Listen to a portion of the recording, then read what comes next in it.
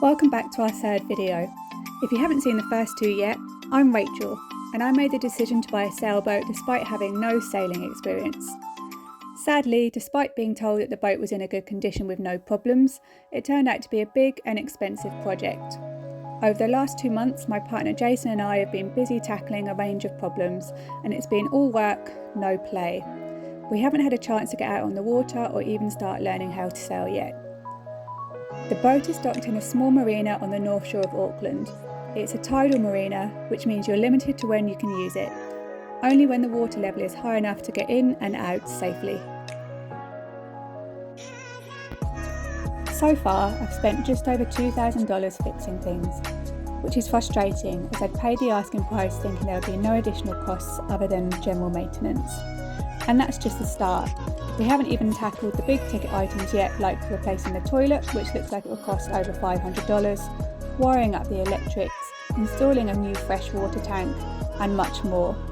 It's been tough knowing there's still so much left to fix, and what's even harder is that poor Jason has done already so much work.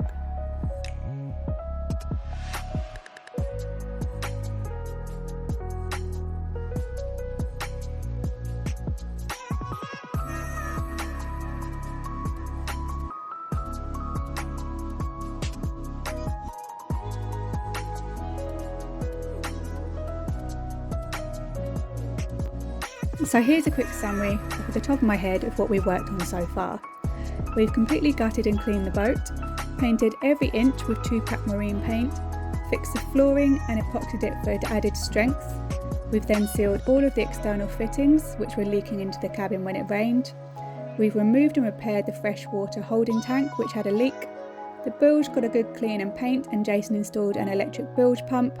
We've started on the electrics with a starter battery, made the boat look a lot nicer, and of course there's a whole lot more that we've done too.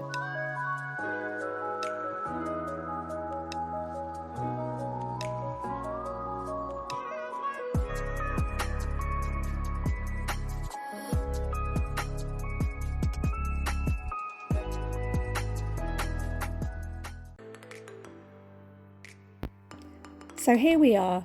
This is how the boat looked when I bought it. Lucky for you, you can't smell it or see the black mould too clearly.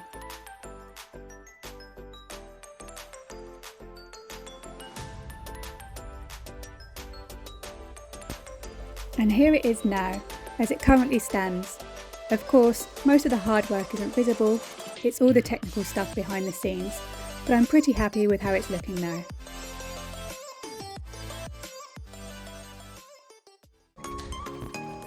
The boat was hauled out for its out-of-water inspection at the end of November, and since then it's accumulated quite a bit of slime.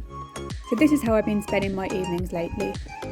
The next time I haul it out of the water, I need to deal with a lot of blistering on the hull, sanding, painting, and then adding anti-foul. But for now, I'm doing my best to keep it as clean as possible. Since I'm an absolute beginner, I really need to practice setting up the sheets to the sails and getting the knots Jason has taught me just right. So far we've only learnt how to raise and lower the head sail using the furler, so I've been practicing that for now and feeding them through to the back of the boat and round the winch. Next on the list is learning how to handle my temperamental inboard engine, which has been known to be intermittent, smelly and smoky when running. Jason has walked me through the steps, and I now just need to remember a few key things. Switch on the starter battery, make sure the water intake is open, and check that water is coming out of the exhaust once it's started. And maybe give it a little throttle when starting, because it definitely doesn't like starting without it.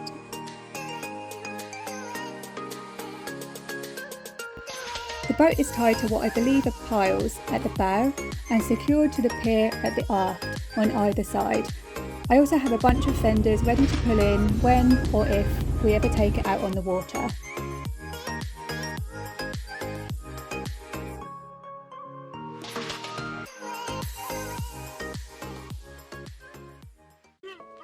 So today's the day.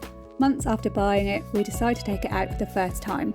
After seeing some signs of reliability with regularly starting the engine in the marina and a lot of back and forth, we finally decide it's time to take the boat out. I'm feeling both terrified and excited, knowing absolutely nothing, but having Jason, who's a commercial skipper, tell me enough to make me fully aware of the risks of taking out an old, unfamiliar and probably unreliable boat into the open water. It's definitely filling me with a lot of fear. With just one casualty, which blew into several pieces and flew into the ocean when we tried to use it, off to Burnsco I went and bought a replacement. Over the next few days we marched the anchor chain so that when we need to use it we'll know exactly how much we have out, every 10 metres at an increment. And this is the thickness of a hole Jason drilled out of the stern of my boat. Pretty fascinating to see the layers. My phone's photo album now looks like this: toilets, nuts, sanitation hoses and engine belts. When did I turn into a middle-aged man? I wash a few of the sheets and lines since they're pretty stiff from not being used. I've been spending a lot of time learning how to use boating apps like Navionics to figure out tide times and depths, so I know the earliest and latest I can leave the marina. I also use Windy, which helps me forecast the wind direction and speed for any specific location. It's super important that I get this right, because if I mess up the timing of leaving or entering the marina, I could end up driving my boat into horrible obstacles.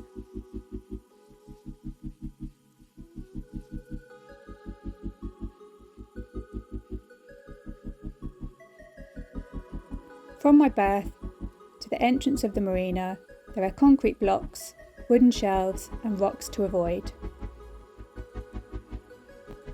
At this point, Jason really needs a break from all boat-related work, so I reach out for some support on the NZ Sailing Facebook page. A kind man named David offers to help, which is such a relief. Throughout the day, David spots a few things that need attention. Firstly, my rudder is loose and doesn't have any nuts holding the bolt in.